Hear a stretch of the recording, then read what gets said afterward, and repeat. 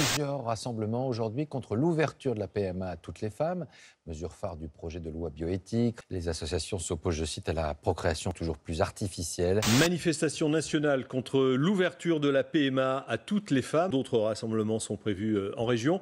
À Paris, on va retrouver Charline Hurel, place Vendôme, où a lieu ce rassemblement parisien.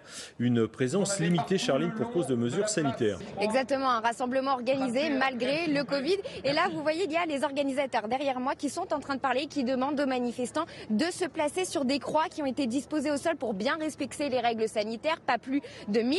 Moi, eh bien, depuis une demi-heure, les porte-paroles à Manif pour tous se succèdent pour évoquer la loi bioéthique. Ce samedi, les opposants à la procréation médicalement assistée ont manifesté pour dénoncer effectivement l'élargissement de cette loi aux couples de femmes, une loi qui doit être examinée prochainement par le Sénat.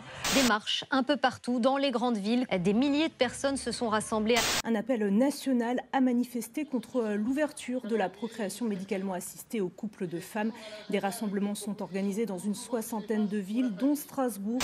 Mais d'abord, direction Compiègne, où les militants de la Manif pour tous étaient mobilisés. Un collectif d'associations dans la Manif pour tous appelle à manifester. Des manifestants liés au collectif Marchons Enfants et à la Manif pour tous. Cette demande, elle est la même depuis maintenant plusieurs mois, le retrait du projet de loi bioéthique. D'autres mobilisations étaient prévues à Versailles, Melun, La Défense, Bondy ou encore à Saint-Maur. C'est l'une des mesures phares du projet de loi bioéthique, une mesure adoptée à l'Assemblée nationale début août.